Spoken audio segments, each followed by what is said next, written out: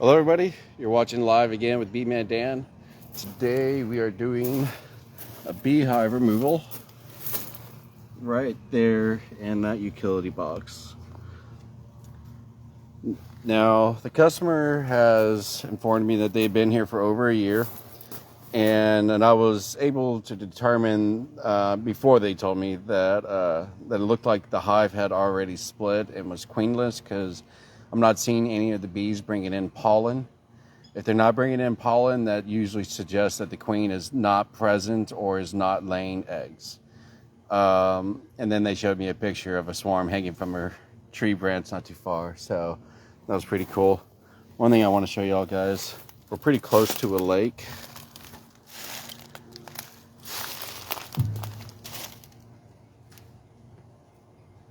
Look at those ducks. They get quite a few of them every year. The customer was telling me that there are times he'll see 50 in the yard at a time, and they actually mess up his yard a little bit, but I think he enjoys them. Anyway, I've already got the bees smoked up. I got my equipment laid out. The bee vac is on the other side of that little thing. You can't see it, but you will soon.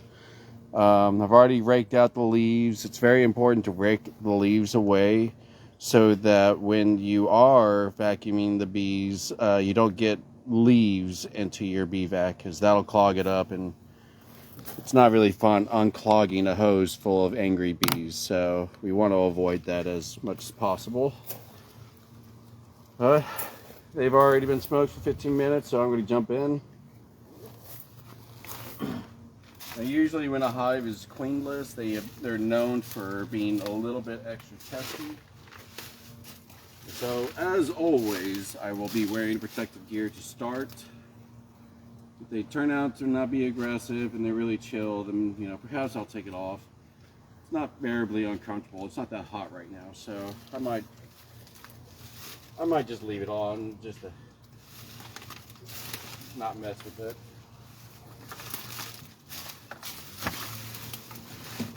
At any rate, let's get into it.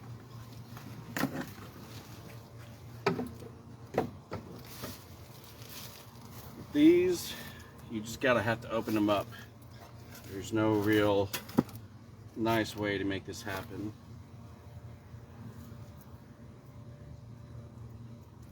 Oh yeah, they've been there for a while, all right.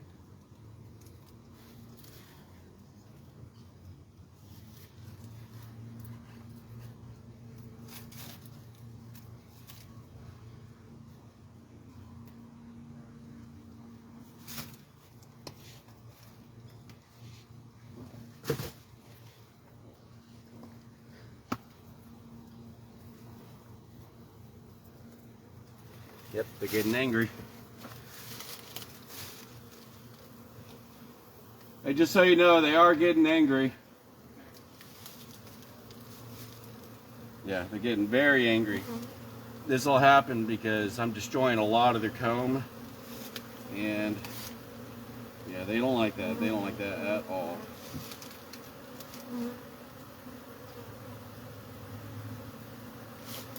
I am for sure going to get stung a few times. Like, they are absolutely hot. And this is why you always wear a bee suit. They started off real gentle, and I thought there was a chance that I wouldn't need a suit. Looking at it now, no way, no chance was I going to be able to do this without a suit.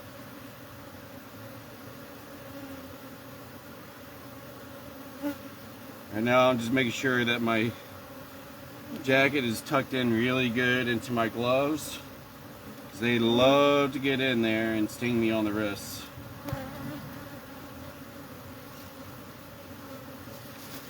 You may also notice that they fly around my face a lot, and that's because the bees can zero in on the CO2 expelling from your breath, so that they can zero in on your nose. And they pretty much learned that from like black bears and honey badgers and skunks, because their fur is so thick that they can't sting them anywhere else except on their nose. So they learned to detect where the nose is based on CO2 expelling from your breath. And so a lot of times, if I'm removing comb, I'll hold my breath only to exhale looking away from the hive. But at any rate, there's no way to get to these girls without just ripping it up. So we got them fired up, might as well keep going.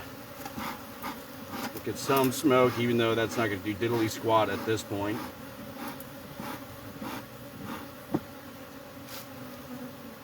Ow, ow. Alright, let's try this again.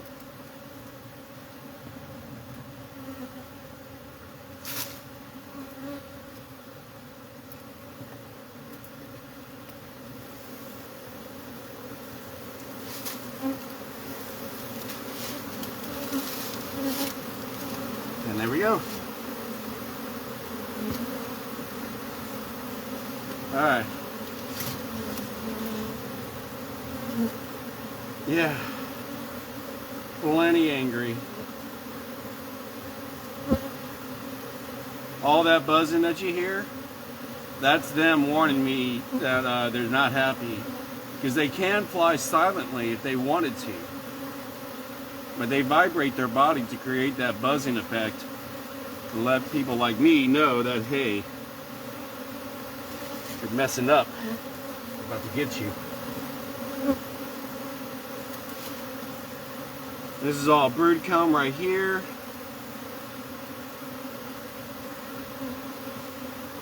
Now, as I mentioned before, this hive is queenless. So I'm not expecting to find a queen in all this. Right now, I'm just getting the comb, shaking off all the bees so that they will all group into one big mass, and there'll be less vacuum time, which will help this job get done a lot quicker.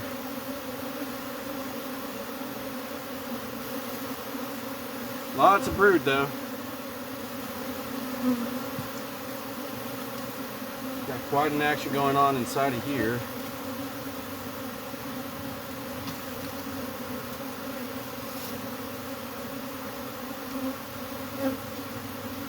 Now,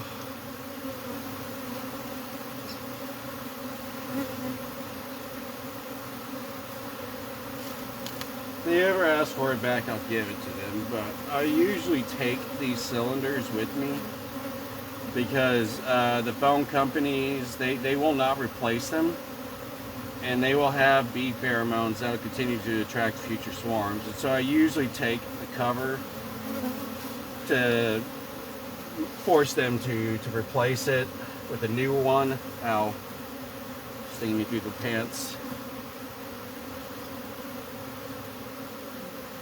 Right now they're starting to swarm up on this fence here, which is fine. I don't care where they swarm and group up at. That makes no difference to me. I just want them all in one spot.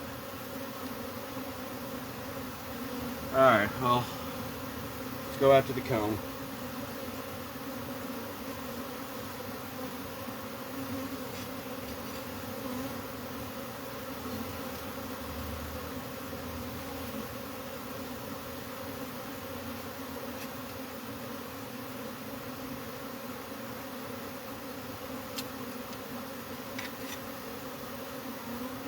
Well, we got the moment.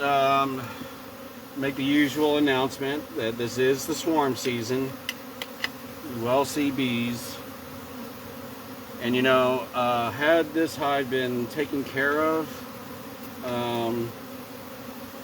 at a month of within a month of it being established, this would have been a much smoother, quicker transition. Not that it's especially a problem, but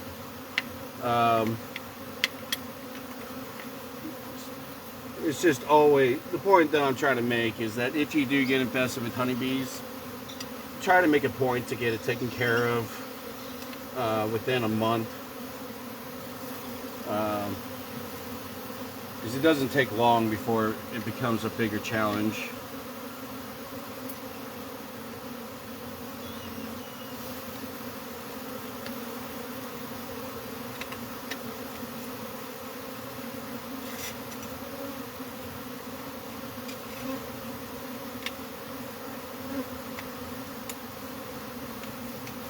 tricky about these things is that you can't, they build their comb intertwining all these cables and things like that. So it's not like cutting between joists where they're perfect sections of honeycomb that are cut out and it's not. No, this you kind of have to work many angles and really do a lot of scraping and digging and, you know, that kind of work.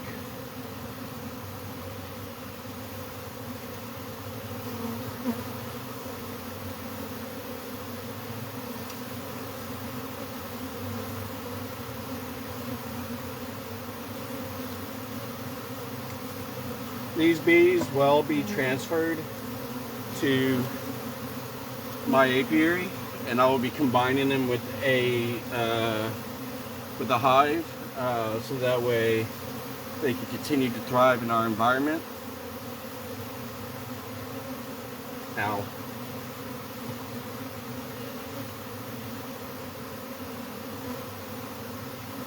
I gotta say, I'm amazed that they haven't figured out how to come up my pant legs and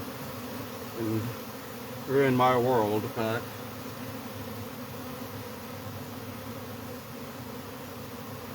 that is seldomly a problem, actually. I used to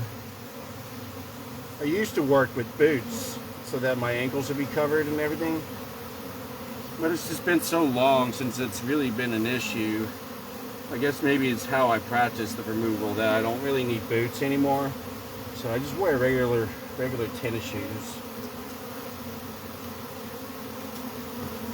My pants are baggy, so that keeps them from stinging me through my pants typically. Exceptions to the moment when my skin is pressed against the fabric.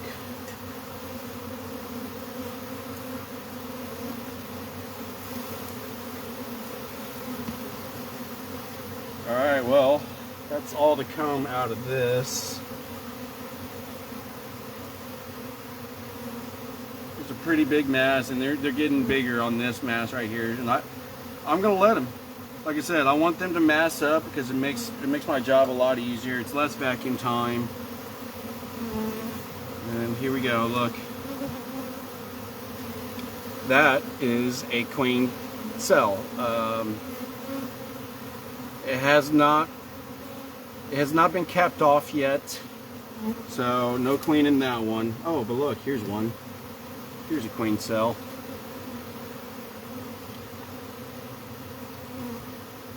Yeah, pretty young. All right. So I'm going to dump these bees out so that they can kind of get out of the way. It's going to be kind of cool, so here we go.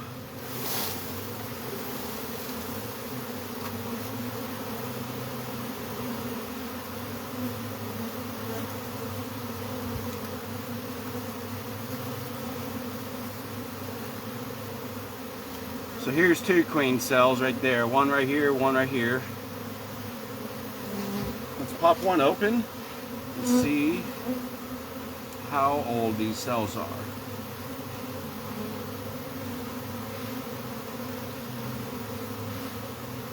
Alright, well, I'm starting to see some color in her eyes.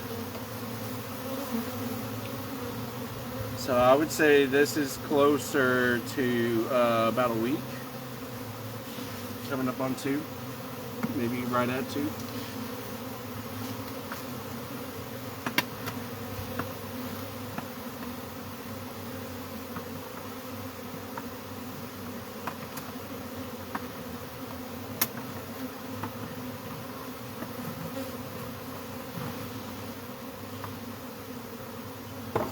Dump some more bees here.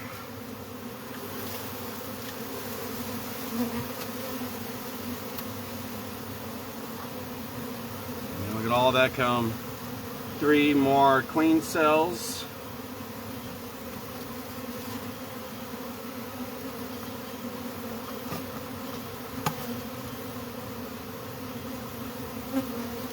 cells there.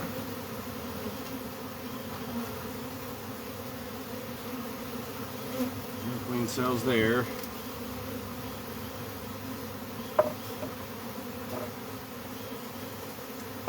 Got some more bees here.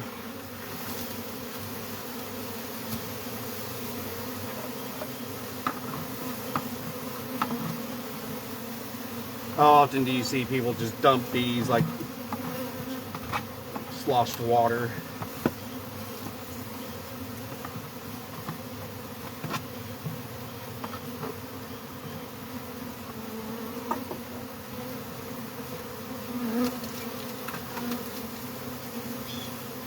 Alright, so that's pretty much that clean. This side.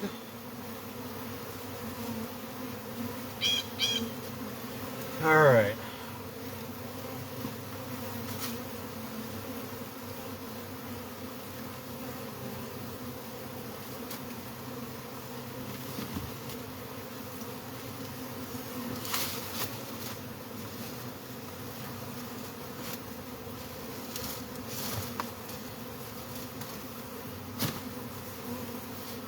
Alright.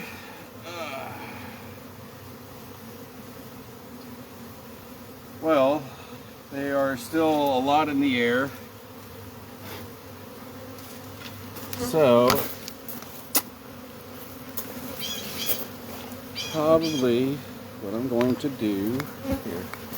Here's the big mass I was talking about. Sorry, y'all guys were missed out on that view. You can see a big mass at the bottom, big mass at the top. They got a mass going on right here. So I'm going to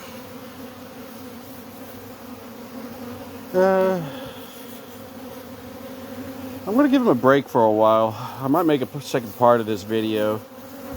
Because if I give them like 30 minutes to an hour, they're going to be in one big mass, and they might even actually take off on their own.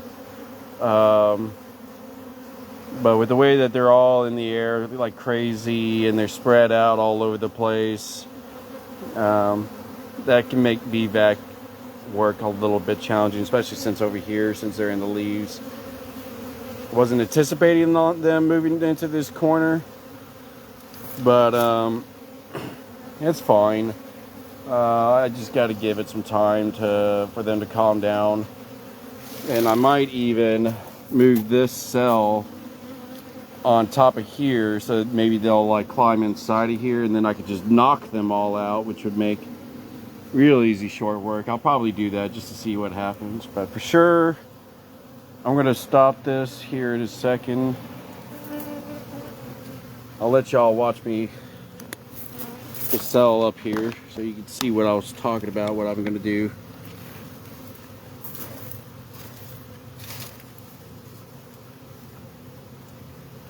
Got to find a way where this will balance itself.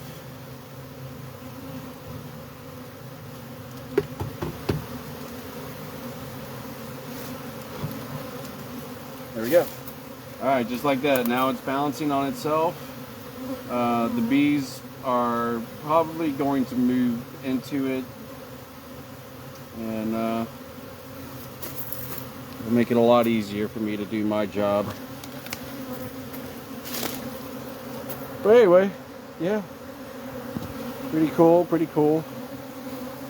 Be sure to stick around and catch the video for part 2. Guys, I appreciate you watching. I hope you enjoyed. If you did, please like, comment, and subscribe, as it does help the channel tremendously. And I hope to see you guys next time.